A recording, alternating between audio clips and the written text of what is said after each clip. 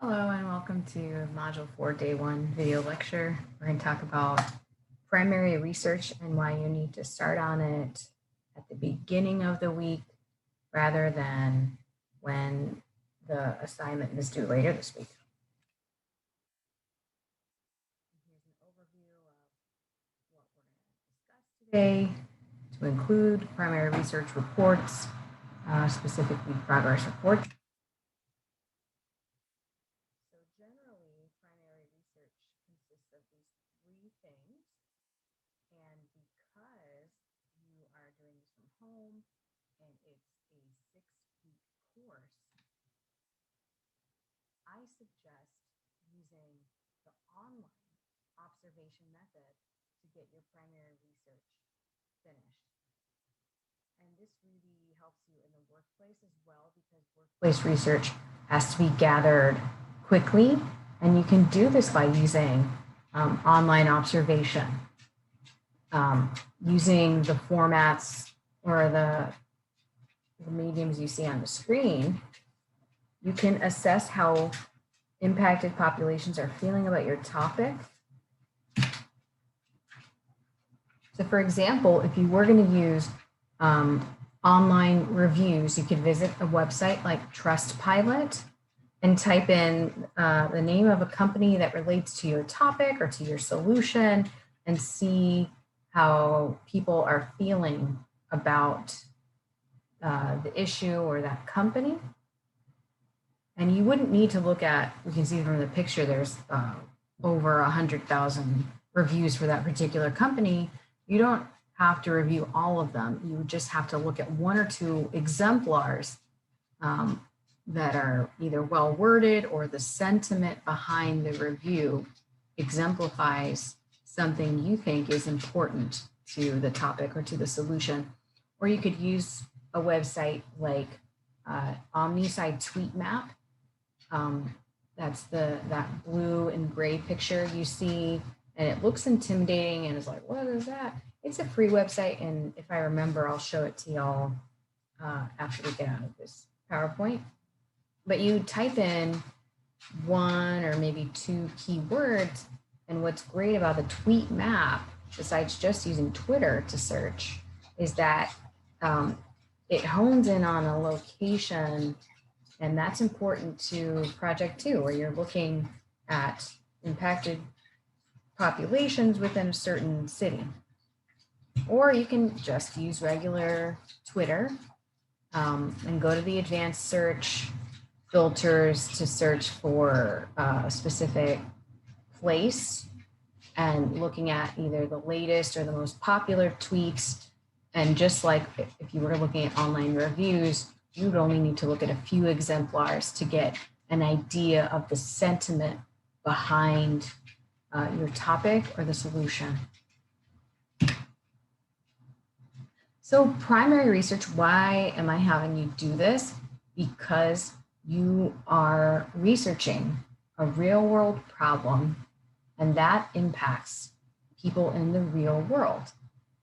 And you need to know both how they're feeling about the topic and how it impacts them. And that requires you to get off your butt a little bit and go gather your own research instead of looking up data that other people have gathered.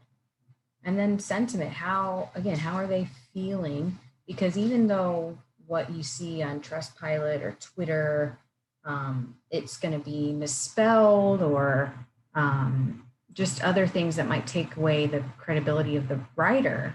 And you're thinking, okay, either they're lying or they're stupid or they can't spell. And what does this have to do with the topic?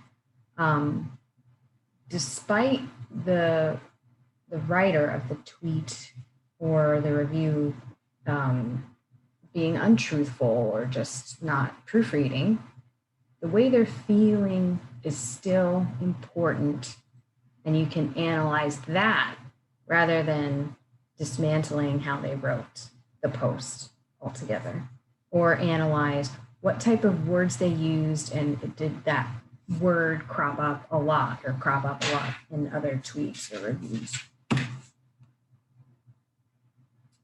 That's the password for the day one assignment that asks for it.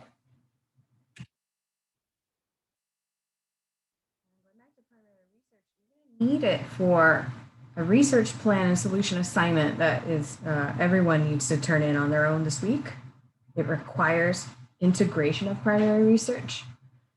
And then the use of this research can be integrated into the P2 rec report, and it places the problem in context.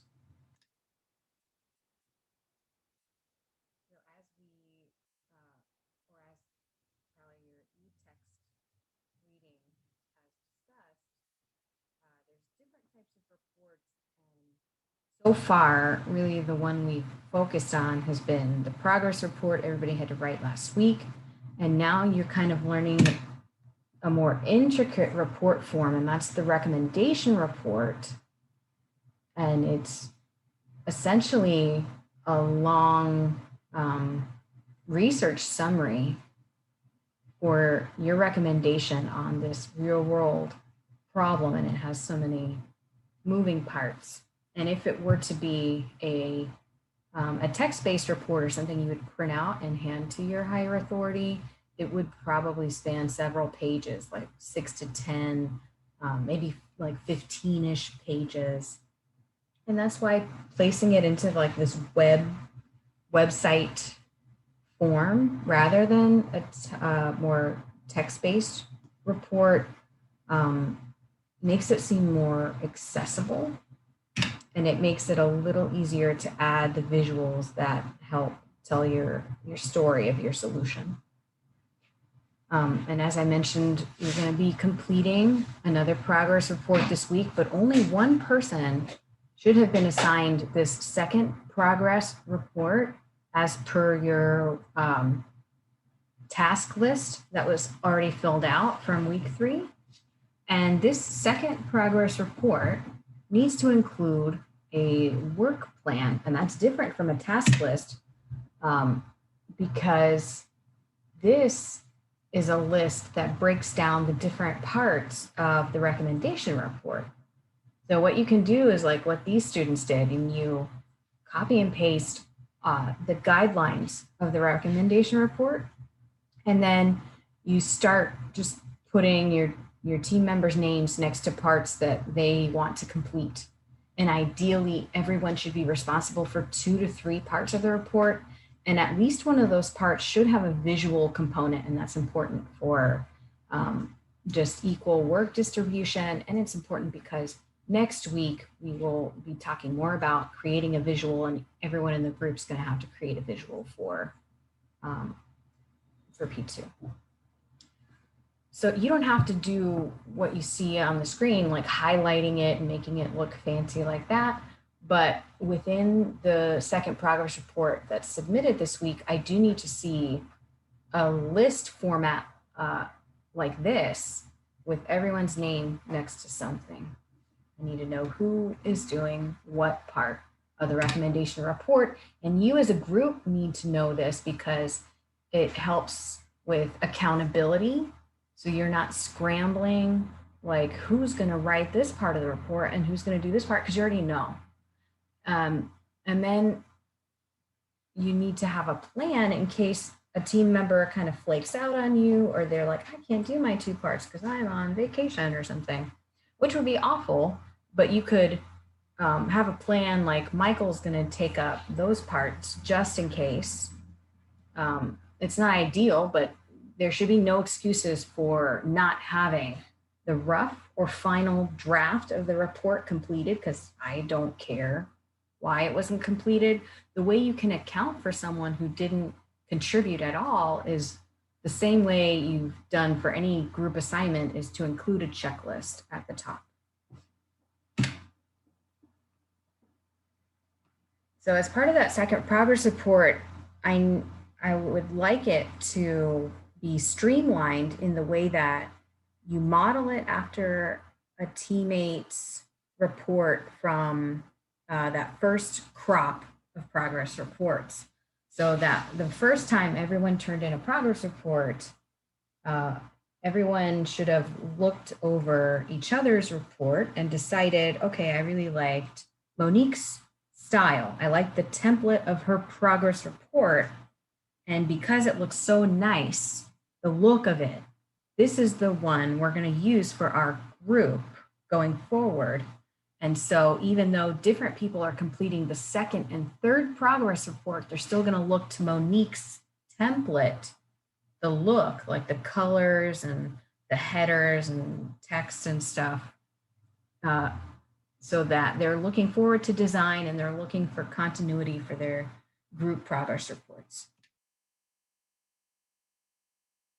For the upcoming assignments, it can get a little confusing. It can get dicey as we move into completing things from the P2 task list and then individual assignments and then just other little assignments throughout the modules. And hey, you're in a 6-week course. It's going to feel like a lot.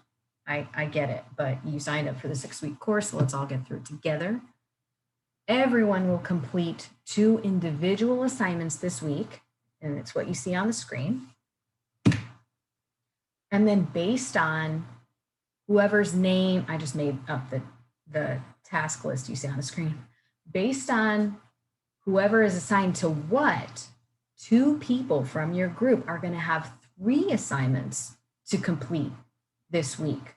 For instance, if Michael was assigned the group progress report, he's going to have to complete that and these other 2 items. And then Monique would be in the same boat because she would have to complete the social justice component rep report and these other 2 items. Everyone else in the group is just going to have those 2 individualized items, and they don't even need to know if Michael or Monique turned in their 3rd additional assignment, because those are individualized grades as well, and it will only affect Michael and Monique. So you don't need to hound your other group members for the blue assignments on the task list. And then weeks 5 and 6, other people will have, 3, maybe 4 things due, and then everyone else in the group will only have those 2 smaller individualized assignments. But we can pull this off, and we're going to get there by looking at exemplars.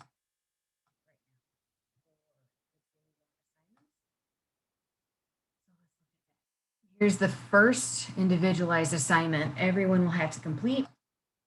It's looking at examples of professional reports, and you only pick one, and then you answer all these questions about it. You copy and paste this, and because it's a discussion thread, you just I don't care about MLA or APA formatting for this. You answer these questions about the report, and one of it pertains to a reading. And you also include the day 1 lecture from this video, and it is due July 20th at 11:59 p.m. The second assignment is what we talked about during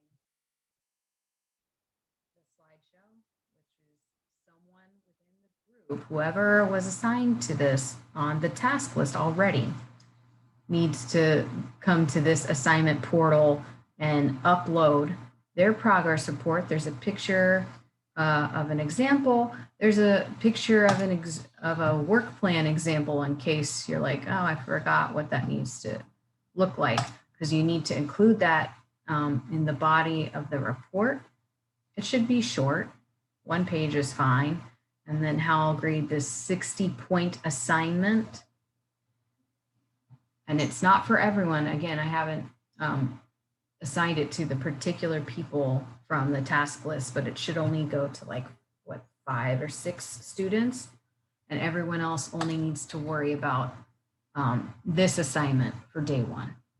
And gathering your primary research from a review website, getting a feel for how people are feeling, and then maybe pressing Control Print Screen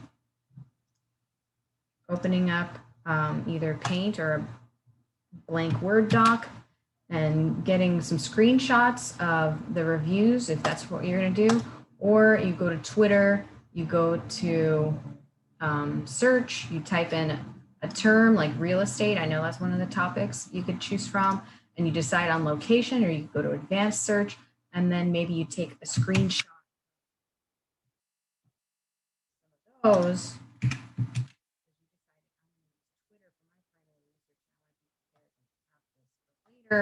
Or you decide, I'm going to use OmniSci Tweet Map because that looks cool. So you would type that in and go to OmniSci Tweet Map, which is, again, a free website. And you type in, when I typed in real estate before, it didn't really bring up anything. So maybe like housing. And then it narrows it to, you can see the little blue specs are whoever tweeted. And if you hover over a spec, it shows you what they tweeted. Here is a timeline. If you want to just look at particular date, you slide this bar and then it shows you tweets only from that timeline. And then if with your mouse you zoom in, you can start to zoom in on a specific location, which is again important for your report. And if you're like, oh, maybe your locale is Tampa, it doesn't have to be, but if it is, you take a screenshot of that to save it, because I don't know if it is important or not, but how many people are tweeting about that topic within the area could be important. Or you hover over a particular tweet and you're like, oh, that's good, and you get a screenshot of that. Or you go to this pictorial representation from your search, and it gives you percentages, and maybe for some reason that's important to you. And this is just part of your primary research. You may not know yet why you're gathering it.